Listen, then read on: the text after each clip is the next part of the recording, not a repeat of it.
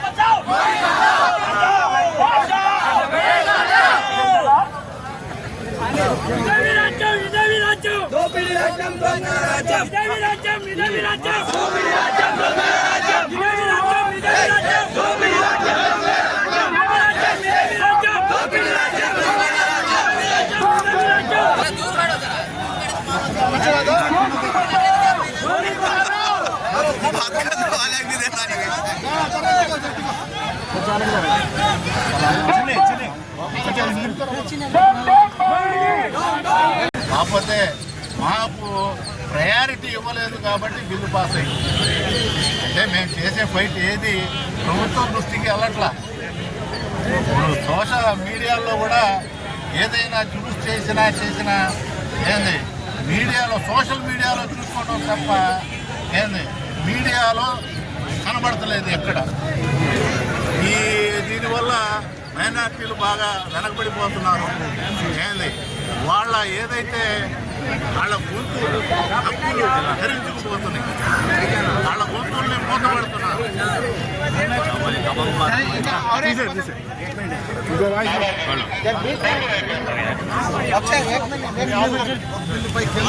ఒక్క నిమిషం స్టార్టింగ్ అని చెప్పండి. కేంద్ర ప్రభుత్వం తీసుకున్న నిర్ణయాన్ని మేము ఈరోజు ముస్లిం సోదరులందరూ ఈ నియోజకవర్గం మొత్తం కలిసి ఒక నిరసన ర్యాలీ ప్రదర్శిస్తున్నాము.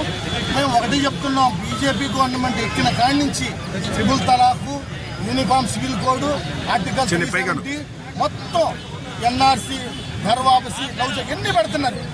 కానీ మీరు ఒకటే చెప్తున్నాం, ఈరోజు మనం నార్త్లో చూస్తున్నాము మసీదులు రోడ్డు మీద నమాజ్ చదివితే వాళ్ళకి పాస్పోర్ట్ కావాలని వాళ్ళ మసీదులు అయింది.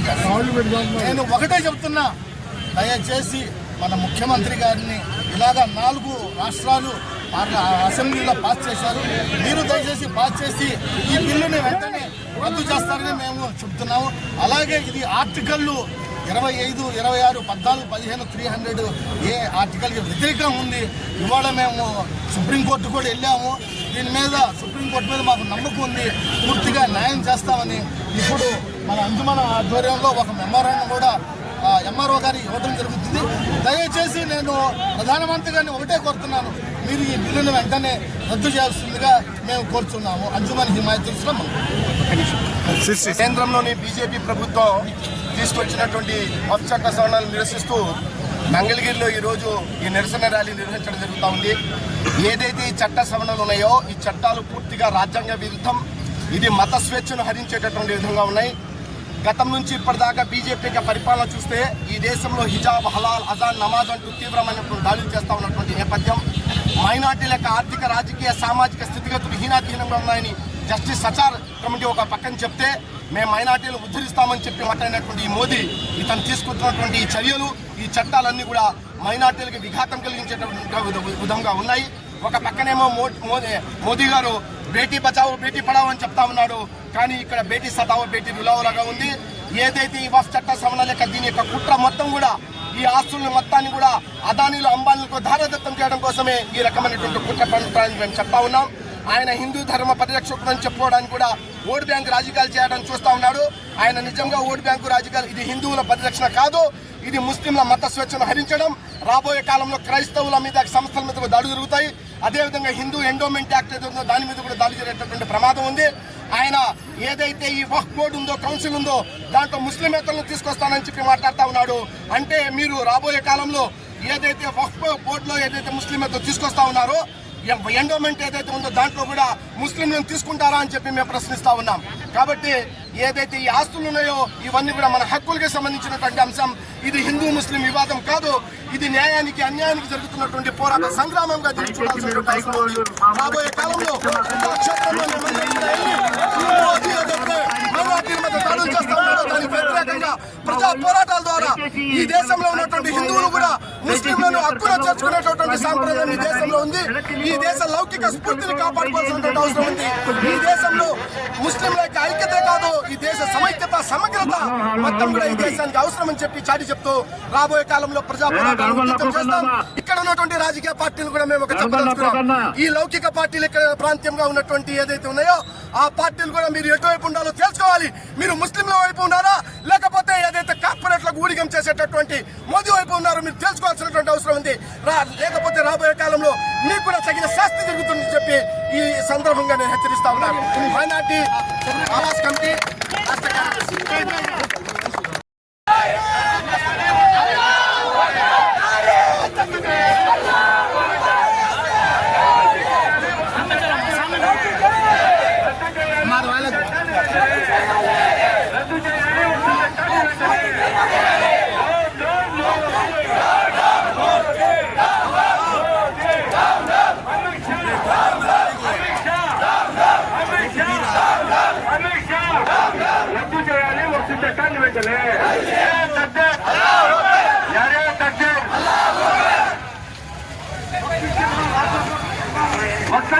రాజ్యాంగ రీతుల్లో రాజ్యాంగంపై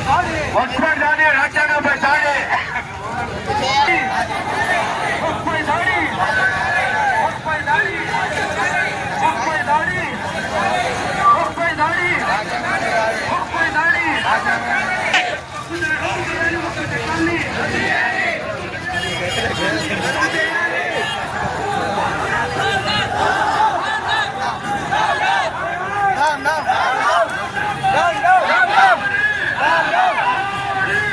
No!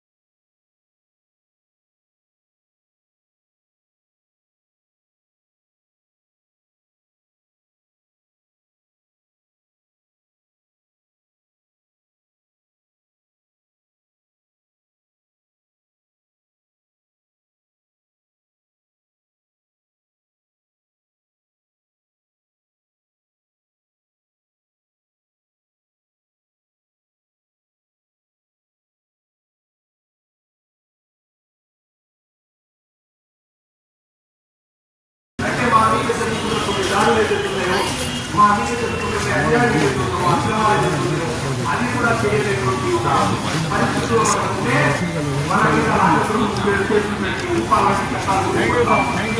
కాబట్టి రాబోయే కాలంలో है ना कि